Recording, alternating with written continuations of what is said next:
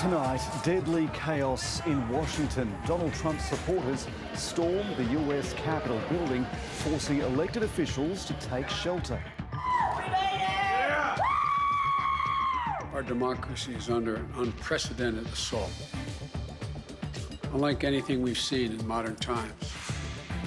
Good evening, I'm Jeremy Fernandez. This is ABC News.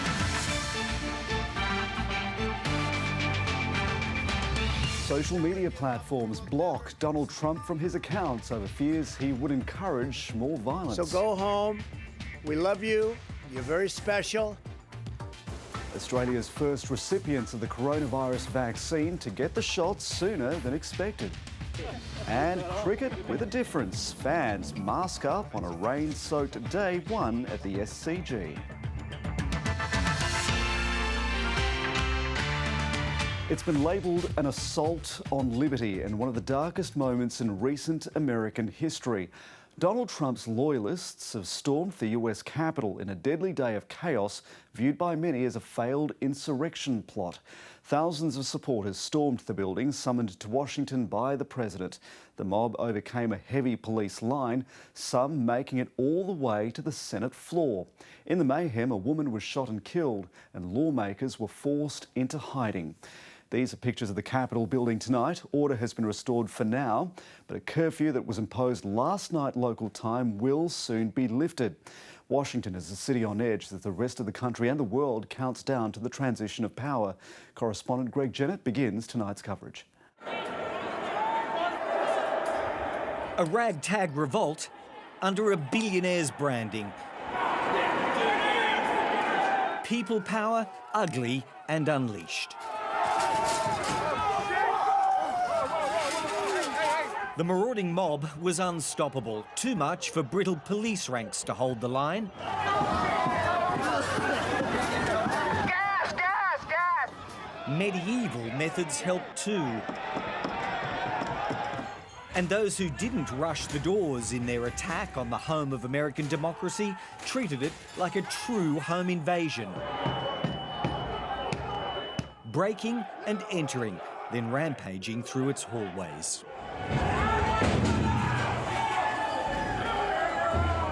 This was their Occupy Washington moment. Dozens, some of them illegally armed, pushed deeper into hallowed chambers.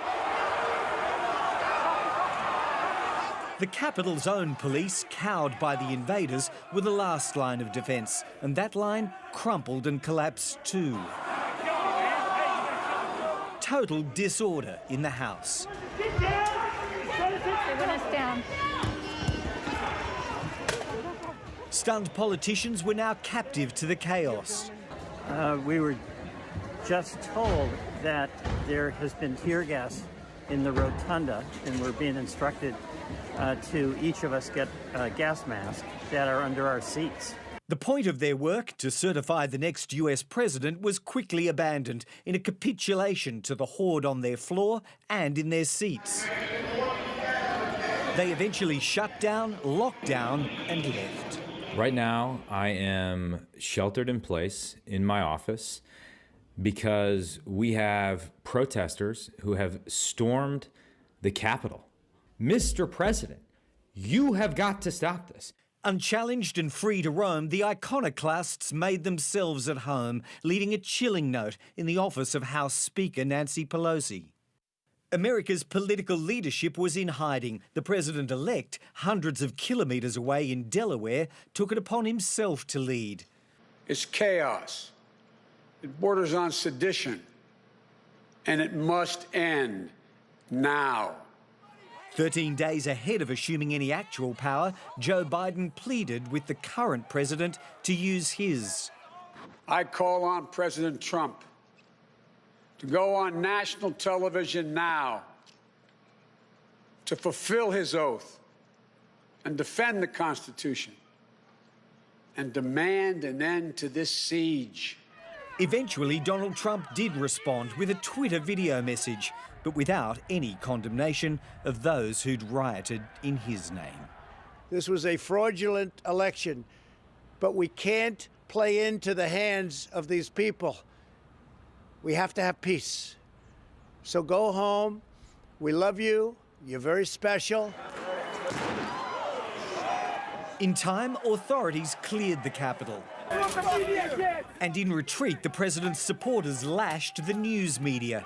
There was nothing fake about their menaces and nothing to diminish the carnage they wrought. One woman was shot dead in a confrontation with police. A number of police and Secret Service were saying, get back, get down, get out of the way. She didn't heed the call, and as we kind of raced up to grab people and pull them back, they shot her in the neck. Dozens were arrested by nightfall when security agencies retook the Capitol and flushed a short-lived insurgency well clear for blocks around it. This assault on democracy was brutal and bruising. Those who inflicted it have now, for the most part, melted away. But the stain they've left in Washington, D.C. may well be an enduring one. It has brought words of unity and healing by some within Congress, surely unheard and certainly not believed by the angry mob here today. The Senate will come to order. Among the many losses and the damage to be tallied, this is an almost tragic one. We condemn the violence that took place here in the strongest possible terms. A loyal vice president in Mike Pence has been publicly spurned by Donald Trump simply because he wouldn't do the president's bidding and flip votes to him against the will of the people. This mob was in good part President Trump's doing, incited by his words, his lies. Now we're going to finish exactly what we started. The American people deserve nothing less. The will of the people is the beacon in this seat of American power. It flickers still, but dimly tonight. And correspondent Greg joins us now from the Capitol. Greg, order has been restored. What's happening there at the moment? Police have certainly prevailed in this security operation that had broken down so massively when the Capitol was overrun only hours ago, Jeremy. That is true. So we've traversed 20 blocks to come to this point on Capitol Hill from which we're speaking tonight, and we didn't see any protesters out at all, and many police units, particularly the crack squads like the riot police, have pulled out as well. So the curfew has been imposed and enforced, and many of the protesters who were from interstate are, we can only presume, back under curfew orders in their hotel accommodation and presumably planning their departure from Washington, D.C. tomorrow. And Greg, despite everything we've seen today, Mr. Trump's loyalists in Congress have been pushing ahead with their last-ditch attempt to flip this election result. How has that been playing out? They are persisting in the Congress. Just behind me, you can see the House over my right shoulder here, Jeremy. They are going through the motions of disputing some of the Electoral College returns that have come in from some states. However, it's not clear that they're doing this with the same determination that some Republicans had intended before the breakdown of order on the Hill earlier. So Arizona was formally disputed and discussed for a couple of hours, then summarily rejected on the numbers, and it looks like Pennsylvania will go through the same process. What we may not see, Jeremy, is the full deck of about 6 states disputed, and if that's the case, we'll have a somewhat truncated debate that will finish sometime, I expect, before dawn local time, and that will result in Joe Biden being officially certified by the Congress as the 46th President of the United States. It's just a question of time from here, Jeremy. OK, Greg, thank you. We'll come back to you in a moment. Well, those extraordinary scenes followed a crucial runoff election in the state of Georgia. After both seats were called for the Democrats, Mr. Trump again peddled his baseless claims of election fraud, and that stoked his supporters into a fury. North America correspondent Catherine Diss was outside the Capitol building as the protesters stormed through security. In their thousands, they came, marching on the seat and the heart of American democracy. USA! USA! breaching its defences for the first time in more than 200 years. It was British troops who carried out that attack, this time citizens, incited by their sitting president. Americans need to stand up to these tyrannous bastards, and we need to just take our country back.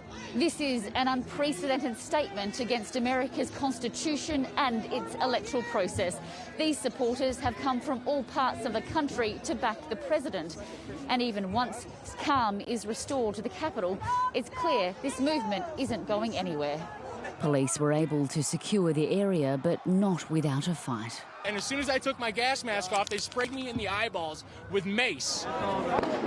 To the protesters, there are just two groups of people. Patriots and traitors!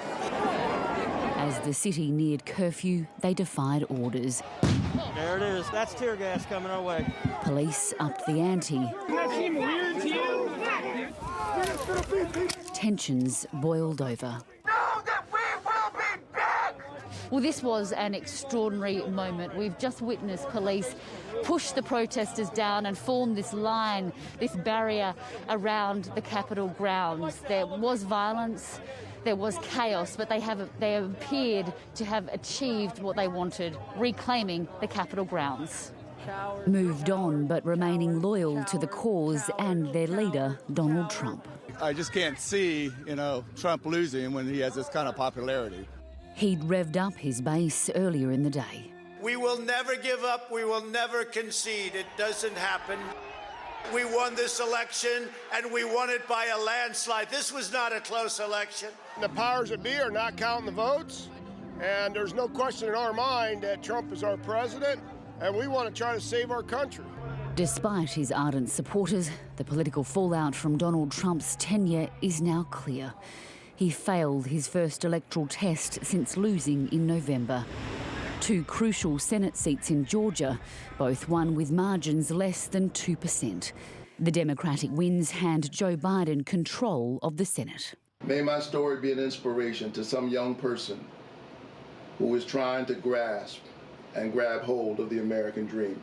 A stinging rebuke for the one-term president, who'll leave office losing Republicans the presidency, the House and the Senate. Fernandez, ABC News, Washington. So one of the big questions now is, what will Donald Trump do next? In 2 weeks, he will no longer be president, but there are fears that the violence we saw today could be repeated if he continues to promote the lies and conspiracy theories about his election loss. Here's Chief Foreign Correspondent Philip Williams.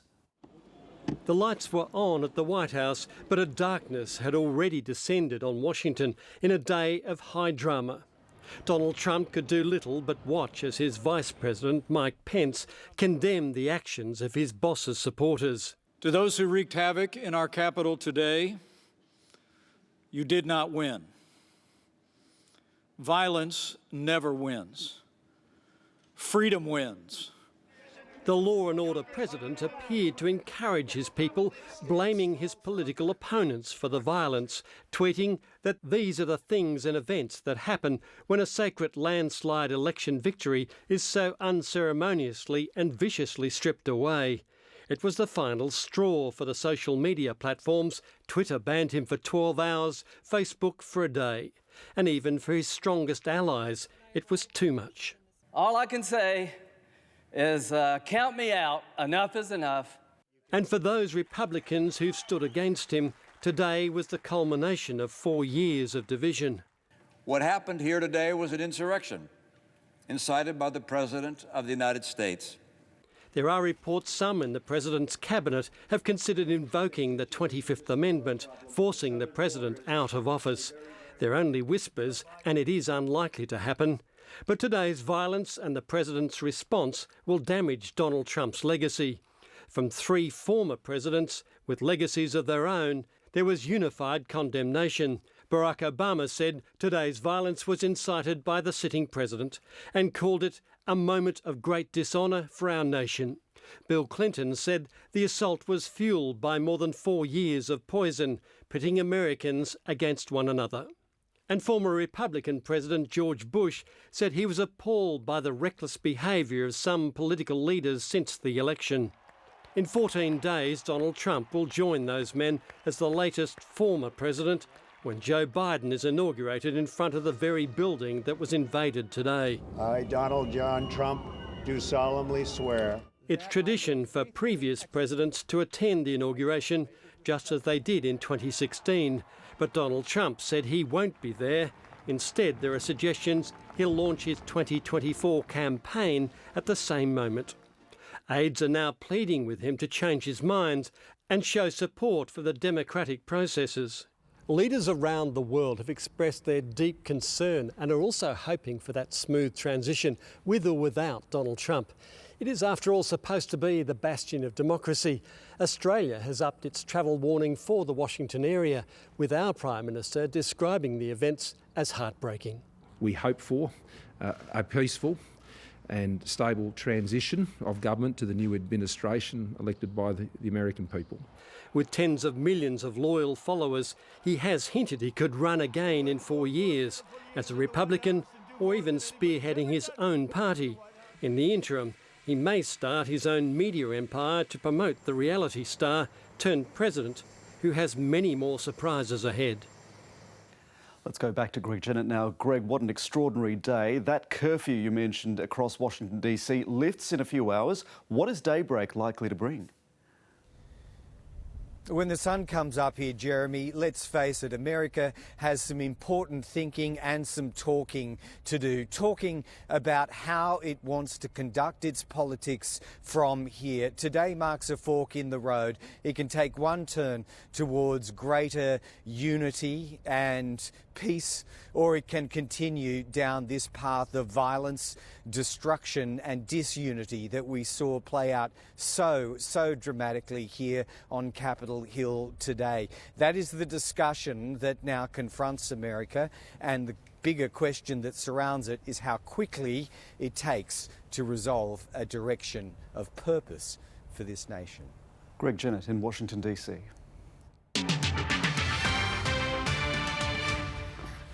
Let's go to some news just in. A Brisbane cleaner who works in quarantine hotels has been diagnosed with the more contagious UK strain of COVID.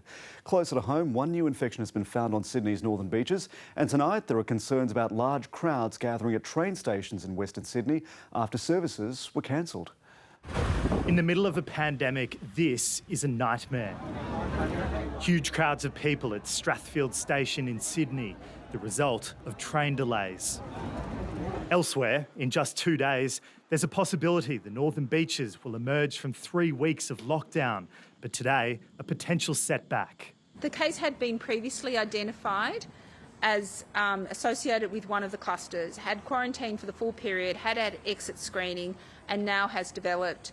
The man had links with the Avalon RSL, and authorities are scrambling to figure out how he got the virus. A health alert is now out for the Avalon Woolworths and Chemist Warehouse at specific times. We've got everything crossed. We can be free in 2 days. I think we're pretty much keeping it under control here. Though, with an overseas mutant strain causing concern, in the coming weeks there'll be daily testing for those involved in hotel quarantine operations in New South Wales. We do need to prioritise the implementation and manage the greatest areas of risk first. Western Sydney is still a concern for health authorities. New venues and even those at a social cricket match are on alert. I've got my daughter here, kids here, so it's scary too. I'm wearing my mask. I'll try to be careful. Apart from this, I'm not sure what I can do. In the regions too, with alerts in Kangaroo Valley and Huskisson in the Shoalhaven region. It's very impressive that they could trace someone for 10 minutes in our shop. It's Orthodox Christmas, but celebrations look very different this year. This Russian church would normally be full, crowds spilling outside. We hear of the cases that are happening in Russia, and we all understand the seriousness of this illness. Another 12 fines for not wearing a face mask have been issued by police at $200 a pop. 11 were in Western Sydney, with one man copping 2 on consecutive days. More than 50 warnings were also issued. Jonathan Hare, ABC News, Sydney. Day one of the New Year's test at the SCG has taken on a very different look this time. New rules have been put in place to try to ensure the crowd's safety. As the punters poured in, it wasn't only the Aussie batsmen hoping to clean up. We're good to go, safety first. This safety-conscious quartet leaving nothing to chance. We're just being cautious, making sure we're all covered up for the cricket today. We're just happy we can get in and have a few beers. India! India! They weren't the only enthusiasts attending and playing by the rules. When I heard that we had an opportunity to come, I was like, we have to go. We got a row to ourselves, so we'll just stay in that row, go get food, and then just try and stay where we are the whole time. Even though it's been COVID impacted and stuff, still hope to get the full experience. Good morning, how are you? Good morning, how are you doing? Soon, this is what all large sporting events in New South Wales will look like, with masks to be mandatory. Thank you very much. With up to 4 days to go and hours of today's play washed out, fans are likely to keep coming back for more. But doctors are still calling for crowds to be banned for the rest of the test. There's no such thing as no risk. The safest thing to do, obviously, is to stay home. If you do choose to go, then definitely be following all those measures. For pubs near the SCG, which would normally rely on a boost to business during the test, it's a tough sell.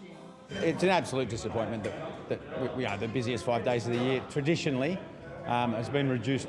At least a win at the SCG might be enough to lift some spirits. Kathleen Calderwood, ABC News, Sydney. Australia's first COVID vaccinations are now expected to start next month. Health officials are feeling confident they can be administered safely and effectively. With National Cabinet urgently recalled tomorrow, the good news is out today. We'll be able to commence vaccinations of high priority groups in mid to late February. For weeks, the government's insisted Australia's COVID-19 vaccine program wouldn't begin until March. Now, health officials believe formal approvals can be brought forward. What used to take several months is being done in days and weeks, but without any compromise.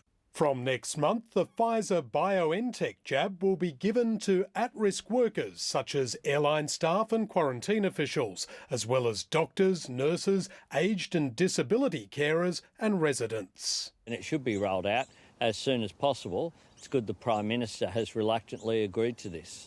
The government's hoping 80,000 Australians will receive a dose in the first week, with injections gradually ramping up so that 4 million could be vaccinated by the end of March. Approval for a second product, AstraZeneca, is likely to come next month. Tomorrow, premiers and chief ministers have been invited to an urgent meeting of National Cabinet, which will focus on a new highly contagious strain of COVID-19 that's spreading rapidly across the United Kingdom. And the ABC can tonight reveal several new travel restrictions that will be considered by the leaders.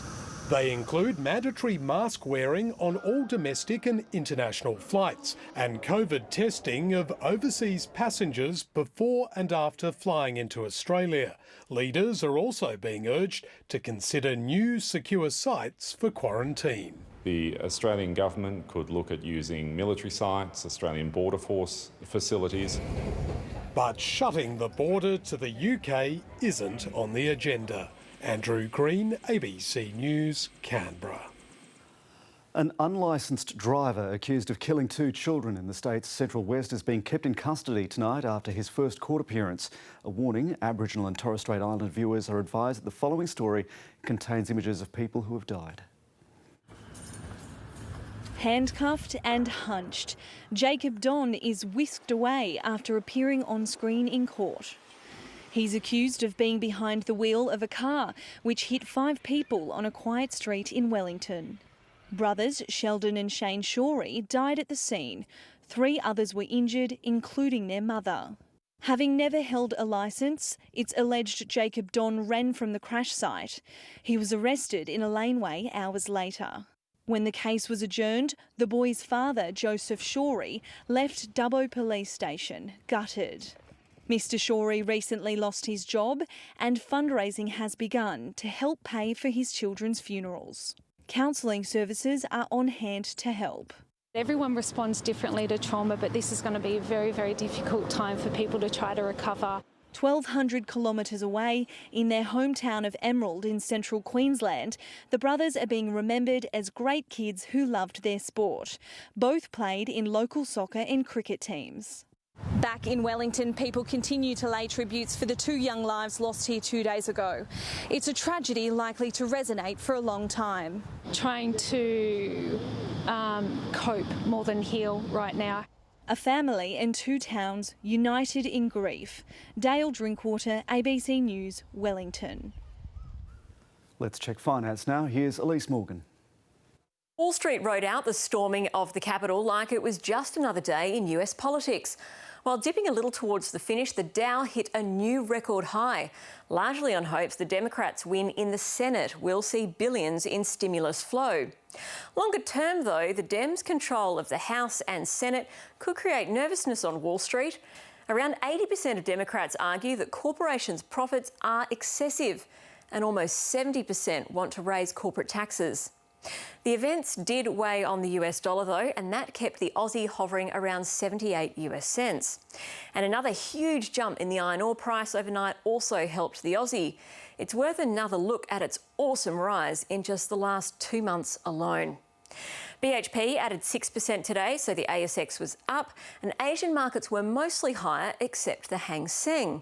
It fell after 2 of its biggest stocks, Alibaba and Tencent, were added to a blacklist by President Trump. Yes, with just 13 days left in office, the president is escalating tensions with China. Overnight, he signed an executive order banning transactions with 8 Chinese apps, including Alipay, citing national security. Trump has wreaked havoc with Chinese US-listed firms. He put these 3 Chinese telcos on the banned list in November. And this week, his administration ordered the New York Stock Exchange to delist them. It'll be up to Biden to unwind this if he chooses, but he's got a bit on his plate. And that's finance. In cricket, the rookie opener Will Pucovski has made an impressive start to his international career on day 1 of the 3rd Test.